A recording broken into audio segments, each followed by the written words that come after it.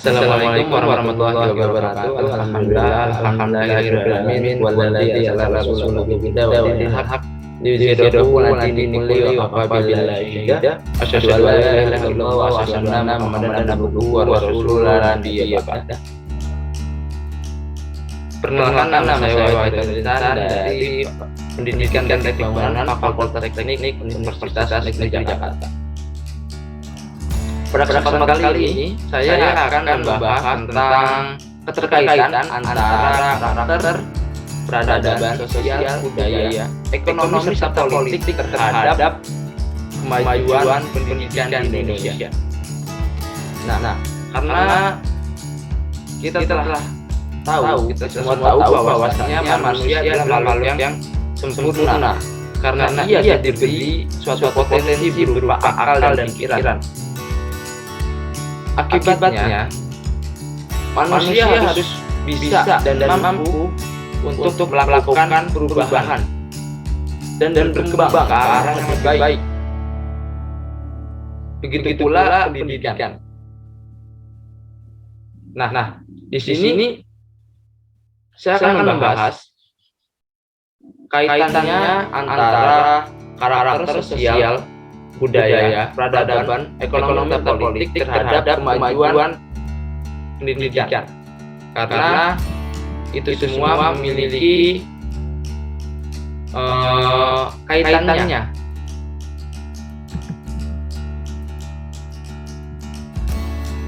Nah, di sini ada aspek yang mempengaruhi, tadi ada karakter sosial, peradaban, budaya, politik, ekonomi. Lanjut ke pendidikan karakter. Pendidikan karakter adalah suatu usaha manusia secara sadar dan terencana untuk mendidik dan memberdayakan kompetitif guna membangun karakter kepribadiannya, sehingga dapat menjadi individu yang bermanfaat bagi diri sendiri dan lingkungannya. Pada dasarnya, tujuan utama pendidikan karakter adalah untuk membangun bangsa yang tangguh, di mana masyarakat benar mulia, moral, toleransi, dan gotong royong. Untuk mencapai tujuan tersebut, maka di dalam diri peserta didik harus ditanamkan nilai-nilai pembentuk karakter dan bersumber dari agama, Pancasila, budaya. Nah, ini adalah nilai pembentuk karakter. Yang pertama, kejujuran, ada sikap toleransi, disiplin, kerja keras, kreatif, kemandirian, bertanggung jawab, dan rasa ingin tahu. Mengapa karakter itu berkaitan dengan kemajuan pendidikan? Karena menurut saya karakter itu adalah modal utama bagi pendidik maupun peserta didik untuk melakukan suatu perubahan, suatu perkembangan, tanda kutip, ke arah yang lebih baik. Maka karakter diri sendiri pun untuk berubah ke arah yang lebih baik harus baik dulu. Nah, ketika diri kita, karakter kita telah baik dalam diri pendidik maupun peserta didik, maka selanjutnya generasi berikutnya yang dididik, yang dicetak akan memiliki keterampilan yang sama. Nah, selanjutnya ada peradaban. Peradaban atau sejarah berdasarkan bagaimana caranya menghargai atau mempelajari waktu. Nah, di sini mengapa saya pilih peradaban untuk berkaitan dengan kemajuan pendidikan? Karena mempelajari yang namanya sejarah atau peradaban itu sangat penting guna menjadikannya pelajaran di masa yang akan datang. Kita mengambil suatu ibrah atau pelajaran di masa lalu dan dibawa, diteliti untuk menyiapkan masa yang akan datang. Maka dari itu peradaban sangat penting. Karena menurut saya tidak mungkin ada angka 5 jika sebelumnya tidak ada angka 4, tidak ada angka 3. Makanya untuk mencapai angka 5 harus melewati antara angka 1, angka 2, angka 3, dan angka 4 baru angka 5. Nah, di situ terjadi yang namanya step by step atau perubahan, ya. Meningkat tingkatan jadi ke arah lebih baik. Nah, selanjutnya ada yang namanya sosial budaya. Kenapa sosial budaya berkaitan dengan kemajuan pendidikan? Nah, di sini dijelaskan bahwa perubahan sosial adalah sebuah gejala perubahannya adalah sosial dan pola budaya suatu masyarakat. Nah, di sini kenapa sosial budaya berkaitan? Karena pada dasarnya manusia itu sifatnya makhluk sosial, makhluk yang tidak bisa hidup sendiri, bergantung pada orang lain, gitu. Sehingga kita sesama individu akan mengalami interaksi terhadap sesama untuk bisa saling melengkapi dan menutupi kekurangan masing-masing individu. Kenapa budaya? Karena ketika kita telah melakukan interaksi dengan sesama, itu terbentuk sebuah kultur atau budaya, kebiasaan, norma-norma, etika yang biasa digunakan. Jadi budaya dan jadi kebiasaan.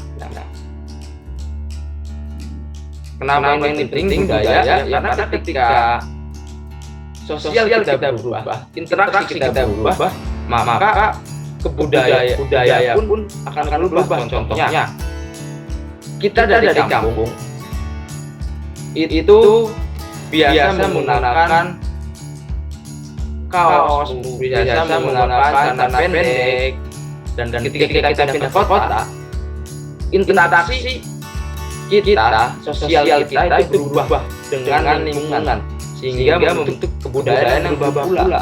Kita lebih rapi, kita lebih menjaga yang namanya penampilan, karena dilihat orang malu dan lain sebagainya, gitu kan. Makanya perubahan sosial budaya itu juga mempengaruhi kemajuan tingkat pendidikan. Nah, selanjutnya ada ekonomi. Kenapa ekonomi mempengaruhi kemajuan pendidikan? Karena produktivitas diakibatkan oleh tingginya pendidikan dan diartikan sebagai kenaikan gaji atau pendapatan, sehingga sentimen seseorang akan berpikir bahwa ketika tingkat pendidikan meningkat, maka penghasilan juga akan membesar, dan kelompok miskin juga akan tumbuh cepat dan pada akhirnya tertekan akan menurun. Nah, di sini maksudnya pada era ini, abad ke-21, orang-orang berpikir bahwasanya tingginya pendidikan seorang itu mempengaruhi kerjanya. Jadi bagaimana mungkin seseorang yang tidak memiliki pendidikan bisa menduduki sebuah jabatan yang tinggi? Dan itu apa kaitannya dengan faktor ekonomi? Mungkin nggak ngaruh gitu. Pengaruhnya adalah ketika kita bekerja, tingkat kemajuan suatu bangsa dan negara itu dihitung dari pendapatan kapita negara itu sendiri. Pendapatan kapita didapat dari usaha-usaha dalam negeri, gitu. Jika usaha-usaha dalam negerinya itu tidak berkembang dan tumbuh, maka pendapatan kapita pun tidak akan tambah. Ketika di luar negeri mereka menggunakan teknologi, misalkan untuk memotong tempe, kita masih menggunakan pisau untuk memotong tempe manual. Nah, itu kan ketimpangan dalam kemajuan gitu di dalam negeri maupun luar negeri. Nah, di sini bagaimana seseorang bisa mengoperasikan mesin pemotong tempe itu jika mereka tidak dibekali dengan ilmu, tidak dibekali dengan pendidikan. Nah, maka dari itu pendidikan itu ekonomi itu penting dan ada kaitannya dengan pendidikan, karena seseorang itu nggak akan mampu memiliki jabatan atau kualitas hidup yang lebih baik jikalau tidak memiliki pendidikan. Nah, seperti itu. Nah, jadi kaitan antara pendidikan dan ekonomi dapat pada pernyataan Sudiarto bahwa penanaman modal ekonomi baik manufacturing, industri, jasa, dan lain-lain dapat membuka lapangan kerja. Namun makin canggih suatu perusahaan, makin meningkat pula kualitasnya. Gitu. Jadi ketika orang yang tidak berpendidikan hanya berorientasi kerja, mendapatkan uang untuk bertahan hidup beda dengan berpendidikan. Mereka memiliki pikiran bagaimana caranya bisa membuka lapangan pekerjaan seluas-luasnya agar orang lain bisa bekerja. Nah, setelah itu bagaimana caranya perusahaan yang dikelola bisa maju, bisa berkembang dan mempunyai daya saing. Nah, itu akan meningkat kualifikasinya. Nah, selanjutnya ada politik. Kenapa politik kaitan dengan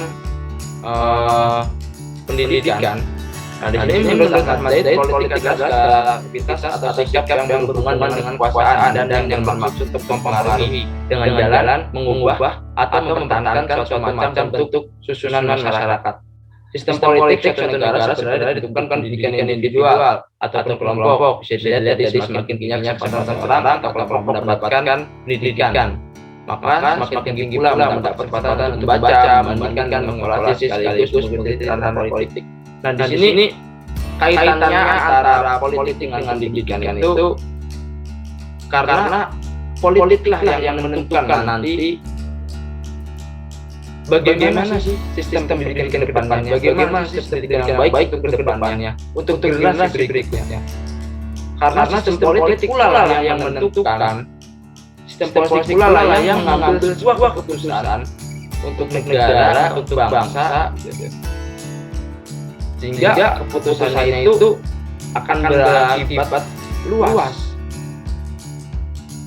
Seorang politik, orang yang berpolitik nggak mungkin mengambil keputusan secara sembrono atau asal-asalan. Mereka harus mempunyai riset terlebih dahulu yang panjang guna menetapkan suatu ketetapan, dan riset serta penelitian itu tidak sekonyong-konyong dilakukan secara tiba-tiba, dilakukan asal-asalan nih. Yang melakukan penelitian, yang melakukan konservasi, yang melakukan riset itu pasti orang-orang yang memiliki pendidikan yang tinggi, sehingga mereka mampu membaca situasi kondisi yang terjadi di negara kita, situasi kondisi pendidikan sekarang, bagaimana tingkatnya, bagaimana kualitas lulusannya, sehingga analisis masalah yang terjadi bisa diselesaikan dengan adanya rumus masalah. Nah, itu orang-orang politik yang bisa mendaftarkan kan lembaga eksekutif, lembaga legislatif, di bidang politik itulah ketetapan bisa dibuat, bisa diputuskan. Dan untuk memutuskan suatu ketetapan itu harus memiliki ilmu, harus memiliki pendidikan, sehingga ketetapan yang ditetapkan bisa berjalan sesuai dengan bagaimana mestinya gitu. Nah, pentingnya kekuasaan politik negara untuk kunci keberhasilan sistem pendidikan ke depannya. Peran politik sangat besar, ranah politik dan kekuasaan harus mampu menciptakan sistem pendidikan yang berdasarkan mencerahkan keadaan bangsa.